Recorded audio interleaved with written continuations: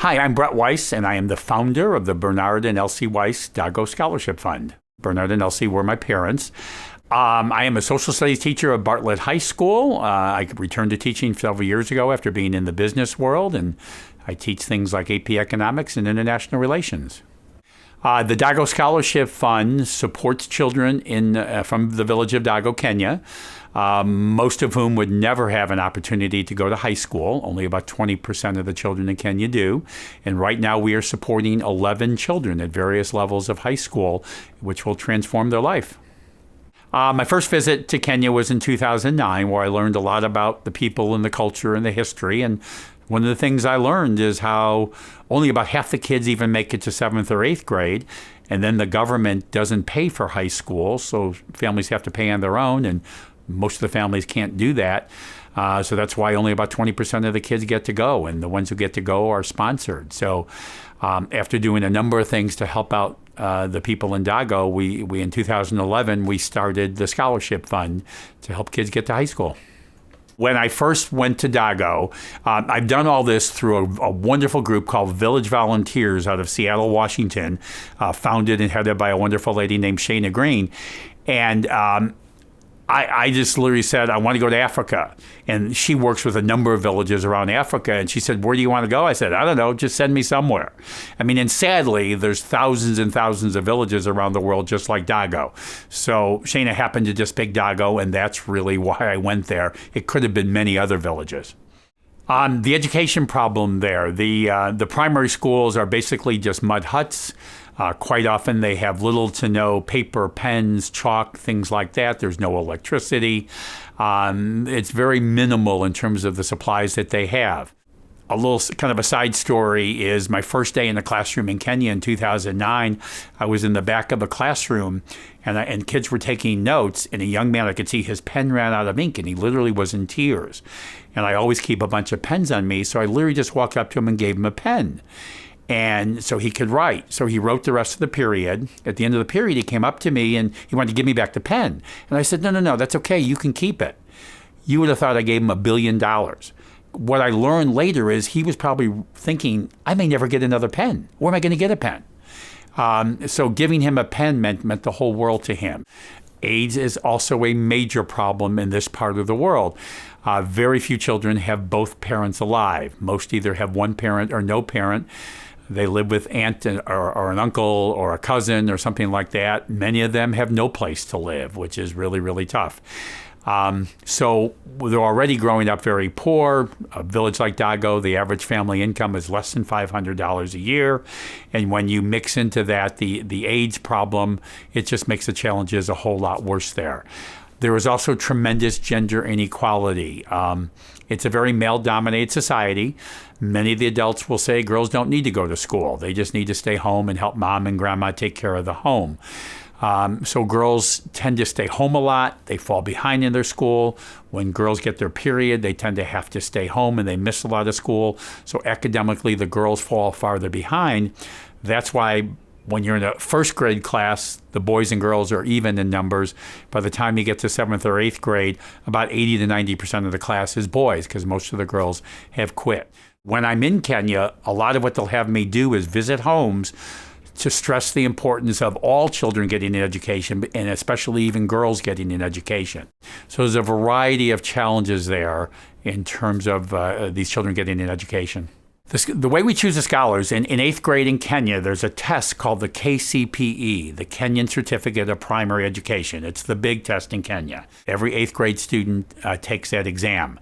So we largely pick based on their scores on the KCPE, which is good but also kind of bad because we pick just the top children. We generally pick 3, 4, or 5 each year, which means the overwhelming majority of 8th graders aren't picked, and there's no other scholarship fund in Dago, so most of the 8th graders don't get to go to high school. We also have a rule that all money gets divided equally between boys and girls. The girls tend to score a lot less than the boys because they've missed so much school. So if we only pick based on the test score, we probably would never pick a girl. So we divide the money evenly between boys and girls. And there's all kinds of research that shows when a girl at least gets a chance to go to high school, she'll do just as well, if not better, than the boys. Of the 11 children that we have right now in this program, 2 of them I'm going to highlight here. One is a young lady named Iska. Iska's in her 3rd year of high school now. Her parents both died when she was a baby. They died of AIDS. The only home she's ever known, there's a girls' orphanage in Dago. That's where she was raised. And then there's some other challenges. Many of these children walk a long way to and from their primary school every day. Iska, sadly, on her way to school one morning in 8th grade, was raped. And there's a baby from that that an aunt of hers is raising. So she's had a lot of challenges in life. Yet she's very bright. She did very well in the KCPE, and that's why she was chosen for the program. So she is now in her 3rd year of high school, and her life will be dramatically transformed because of this. Another child we'll talk about, his name is Victor. He was actually the first child we started sponsoring. I really started that on my own. And he is now in his 2nd year of high school. Victor is the oldest of 5 children. His father died about 5 years ago from AIDS. The mom has AIDS. Right now she is on some medicine. They kind of off and on whether she gets medicine, depending on grants and so on. But there are 4 younger children there. They live in a little mud hut that's about the size of most people's living rooms. Victor is doing incredibly well. He's getting great grades. He's very strong in math and science. And I'm very confident that he's going to get to go to university.